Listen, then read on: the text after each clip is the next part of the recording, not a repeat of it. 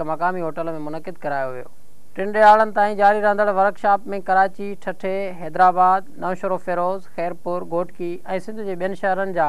Radio सां लाॻापियल सहाफ़ी ऐं प्रोड्यूसर शरीक थिया। 3 ॾियारनि ताईं जारी रहंदड़ वर्कशॉप में कराची, ठठे, हैदराबाद, नौशरो फिरोज़, खैरपुर, घोटकी ऐं सिंध जे ॿियनि शहरनि जे रेडियो सां लाॻापियल सहाफ़ी ऐं प्रोड्यूसरनि शिरकत कई। वर्कशॉप में नौजवान सहाफ़ियुनि खे सिख्या ॾियण लाइ BBC जे पाकिस्तानी नुमाइंदे रियाज़ सोहेल जूं ख़ासि ख़िदमतूं हासिलु कयूं वयूं हुयूं, जंहिं 3 ॾियारा रेडियो जर्नलिज़म खे बहितर करण लाइ रेडियो सां लाॻापियल सहाफ़ियुनि खे मुख़्तलिफ़ तरीक़नि सां पाण में बहितरी पैदा करण ऐं ॿुधंदड़नि खे मुतासिर करण जा नवां ऐं जदीद लाड़ा रेडियो जी सहाफ़त खे बहितर बणाइण लाइ सेखारिया। आख़िरी ॾियारे ते वर्कशॉप में मौजूदु सहाफ़ियुनि खे न्यूज़ रिपोर्टूं ठाहिण, न्यूज़ पैकेजिस ऐं डॉक्यूमेंट्रीज़ कीअं ठाहिजनि ऐं उन्हनि जो तरीक़ेकार कीअं हुजणु घुरिजे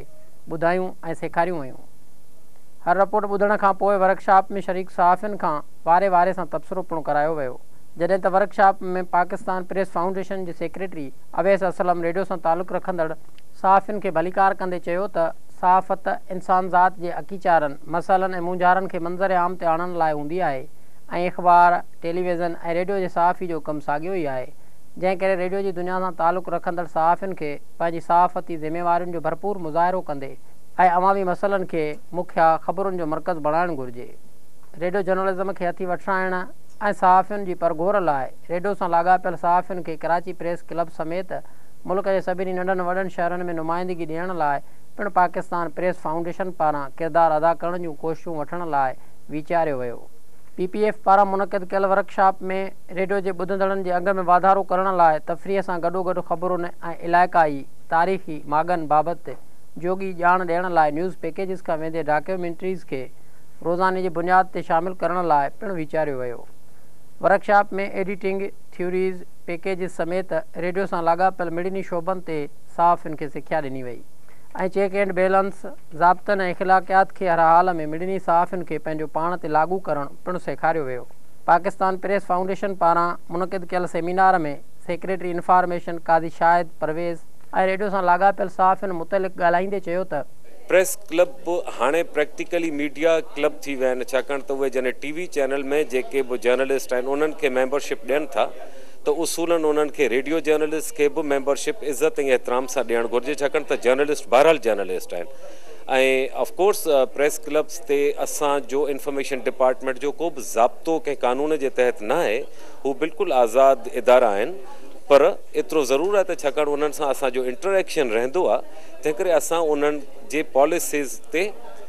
मोहबत में असरअंदाज़ बहरहाल थी सघूं था। ऐं अॼु जे वर्कशॉप में इहा ॻाल्हि साम्हूं आई आहे त प्रेस क्लब्स मेंबरशिप नथा ॾियनि त असां उन्हनि दोस्तनि खे अप्रोच करे सघूं था ऐं तव्हांजो कॉज़ उन्हनि सां उथारे सघूं था। पुराणे दौर में जॾहिं TV न हुयो तॾहिं त वाहिद मीडियम जेको इलेक्ट्रॉनिक फॉर्म में माण्हुनि ताईं पहुचंदो हो आवाज़ जे सूरत में, उहो रेडियो हो।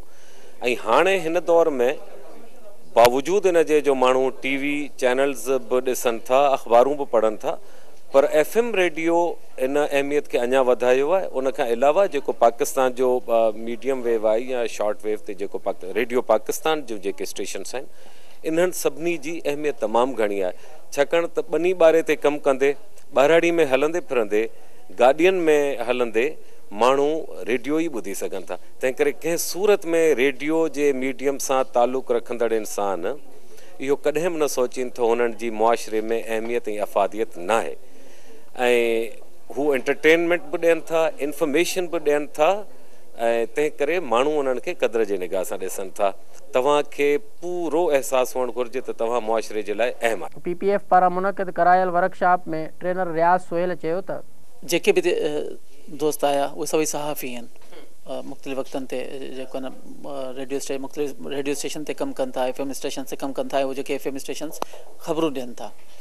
ठीकु आहे, हाणे उहा ख़बर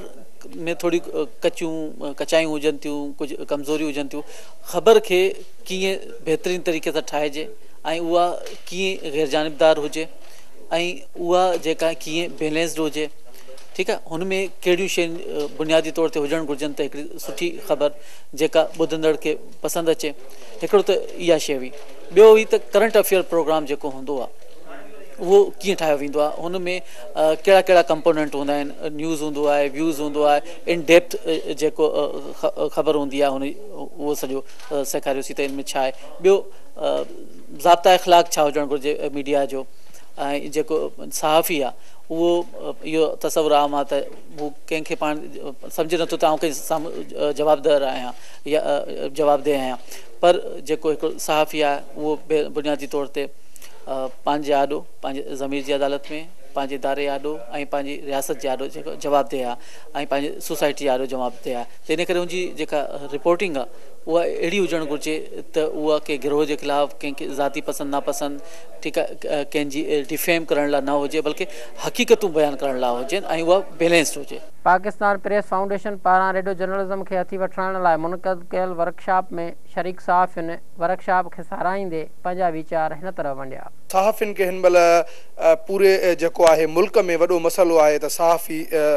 तहफ़ुज़ सहाफ़ियुनि खे न आहे ऐं केतिरा ई सहाफ़ी क़तल था थियनि। इन सिलसिले में बि हिकु अहम ऐं ख़ासि असांखे हिते सेखारियो वियो त सहाफ़ी रिपोर्टिंग करे। PPF वारनि जी हिकु अहम असांखे ॻाल्हि ॾाढी सुठी लॻी त हुननि असांखे इहा तमामु हिकिड़ी सुठी ॻाल्हि असांखे ॿुधाई त सहाफ़ी रिपोर्टिंग कंदे पंहिंजो तहफ़ुज़ कहिड़ी रीति करे सघे थो। इहो बि असांखे ॿुधायूं त अहिड़े तरीक़े सां तव्हां रिपोर्टिंग कयो जीअं अव्हांजो तहफ़ुज़ थिए। जॾहिं त सहाफ़ी ॾींहं ब ॾींहुं केतिरा ई क़तल थी था वञनि ऐं उन्हनि सां वॾा तहफ़ुज़ जो हिकिड़ो वॾो मसइलो आहे। ऐं जेकॾहिं PPF जी अहिड़े क़िस्म जी महिनत रही ऐं PPF जो ट्रेनिंग जो सिलसिलो इहो जारी रहियो इलाइक़े जे सहाफ़ियुनि जे लाइ, इलाइक़े जे जर्नलिस्ट जे लाइ, त येलो जर्नलिज़म जो ख़ात्मो थींदो ऐं अवाम जा मसइला इलाही आला ऐवाननि ते पहुचंदा ऐं अवाम खे भरपूर रिलीफ मिलंदो। ख़ासुल ख़ासि त यकीन तौर ते जेका न्यूज़ रिपोर्टिंग जी ॻाल्हि कजे ऐं उन में जेके मुख़्तलिफ़ मरहला अचनि था, तव्हांजी न्यूज़ पैकेजिंग जा, फीचर ठाहिण जा, डॉक्यूमेंट्री ठाहिण जा, उन खां पोइ करंट अफेयर जा प्रोग्राम, छो जो असांजो जेको FM रेडियो जी हेसि ताईं जी जेका कारकर्दगी रही आहे, जेकॾहिं 8-10 सालनि खां बि गुज़िरियल टाइम खां ॾिसूं त मुस्तक़िल तौर ते उन ते इंटरटेनमेंट जी छाप लॻंदी अचे, मगर दर हक़ीक़त FM रेडियो आहे कम्यूनिटी जो आवाज़ु, तव्हांजे इलाइक़े जो आवाज़ु। ऐं तव्हांजे इलाइक़े जो आवाज़ु सिर्फ़ु इंटरटेनमेंट ताईं महदूद नथो रही सघे, सिर्फ़ु तफ़रीह ताईं महदूद न आहे। तव्हांजा जेका लोकल मक़ामी मसइला आहिनि उन्हनि खे अवाम ताईं पहुचाइणु, अवाम जी ॻाल्हि करणु, इहो इंतिहाई ज़रूरी आहे। ऐं इहो ऐं उन आवाज़ खे पहुचाइणु ऐं इन नमूने सां पहुचाइणु जो तव्हांजी ॻाल्हि जेका अमलदारनि ताईं बि असरु रखे ऐं उन्हनि माण्हुनि जे लाइ भरजलो ऐं आथत ते जेके इन में पंहिंजो हवाले सां कंहिं परेशानी में या कंहिं मीडियम जी तलाश में आहिनि, उहो प्लेटफॉर्म FM रेडियो ॾिए थो। असां हिन में घणो कुझु हासिलु कयो। अहिड़ी मतिलबु रेडियो जा सहाफ़ियुनि खे त तरबियत ॾिनी वेंदी आहे, पर रेडियो जर्नलिज़म जी प्रैक्टिस या ट्रेनिंग चइजे त इहा तमामु घटि थिए थी। रेडियो ते न्यूज़ बि नओं ट्रेंड आहे, जेको रेडियो ते न्यूज़ ऐं फीचर स्टोरीज़ ठहनि थियूं। पहिरियां एतिरो कोन हूंदो रेडियो, हाणे रेडियो हर कंहिं वटि मौजूदु आहे। तव्हांजी मोबाइल में रेडियो आहे, तव्हां ॻोठनि में कमु कयो त हर हिकिड़े हारी वटि बि रेडियो आहे, उहो सॼो ॾींहुं कमु बि करे थो, हुन सां रेडियो बि ॿुधे थो। ऐं जेको नओं ट्रेंड कढियो अथनि रेडियो ते न्यूज़ हलाइण जो या फीचर स्टोरी, इन सां इंफॉर्मेशन एंटरटेनमेंट सां गॾु माण्हुनि खे इंफॉर्मेशन भी मिले थी। ये सेमिनार आज जो हुआ है इसमें मैं आपको मुख्तसरन भी अगर बताना चाहूँ तो इतनी ज़्यादा हमें अवेयरनेस यहाँ पे उन छोटी छोटी बातों की दी गई है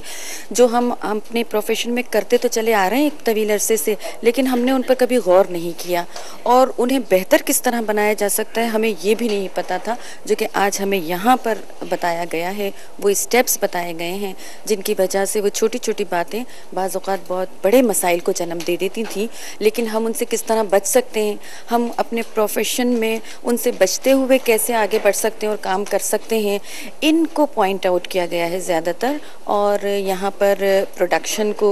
और एडिटिंग को, यानी ओवरऑल सिर्फ ये एक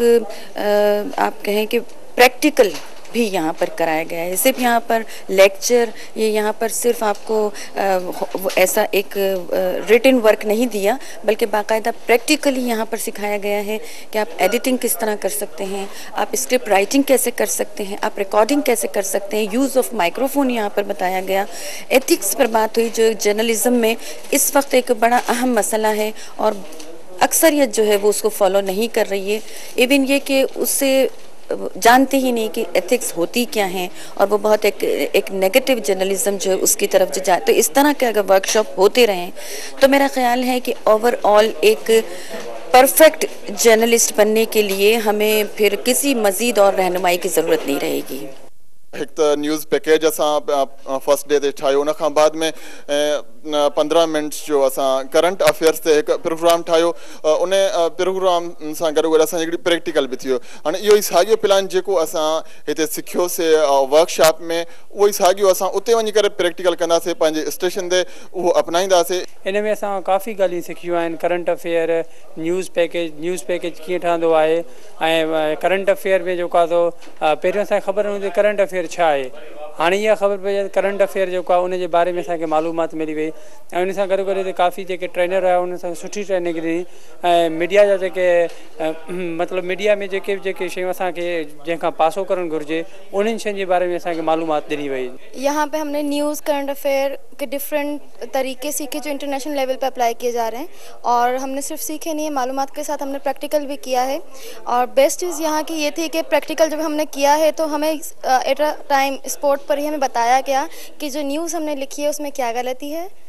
कौन से वर्डिंग हमने गलत यूज़ किए हैं, डेटा ऊपर आएगा या नीचे आएगा, डिसीजन कहाँ जाएगा न्यूज़ में। इसी तरह से हमने जब करंट अफेयर किया तो उसमें भी हमें बताया गया कि ड्यूरेशन क्या होती है, किन के ओपिनियन ऊपर आते हैं, किन के ओपिनियन नीचे आते हैं। तो ये कुछ टेक्निकल चीज़ें थी जो हमने यहाँ पे सीखी। असांखे हिते जेको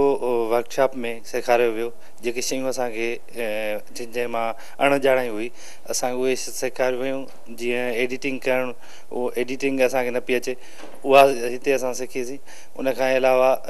ज़ाब्ता इख़्तिलाक़ छा आहे, हिकु सहाफ़ी जी ज़िम्मेवारी कहिड़ी आहे, ख़बर जे हवाले सां उहो ख़बर ठाहे थो त उनखे कहिड़ियूं कहिड़ियूं शयुनि खे मुंहुं ॾियणो थो पए। इहे शयूं असांखे हिते सेखारियूं वियूं करंट अफेयर ते कमु कीअं कजे उहे पहलू ऐं उनखां अलावा जेको कानून जे दाइरो आहे उन जूं माना जेके घुरिजूं आहिनि या कानूनी हवाले सां असीं केसी ताईं वञी सघूं था उहे शयूं असांखे हिते सेखारियूं। पाकिस्तान प्रेस फाउंडेशन पारां रेडियो जर्नलिज़म खे बहितर बणाइण लाइ कोठायल वर्कशॉप खां पोइ हिन वक़्तु ज़रूरत उन उमिरि जी आहे त इलेक्ट्रॉनिक ऐं प्रिंट मीडिया खे सगारो वधीक बहितर ऐं जदीद बणाइण लाइ मुल्क जे तमामु पुठिते पियल इलाइक़नि में पिणु अहिड़नि वर्कशॉप मुनक़िद कराइण जी ज़रूरत आहे जंहिंसां सहाफ़ियुनि जी सिख्या खां पोइ अवामी आंजनि खे सहाफ़ी मौसर नमूने पंहिंजे इज़हार सां बहितर बणाए सघंदा ऐं पंहिंजे मुल्क जे मुंझारनि मसइलनि ऐं अवामी अकीचारनि खे सुहिणे नमूने बयानु करे हक़ीक़ी नुमाइंदगी करे सघंदा।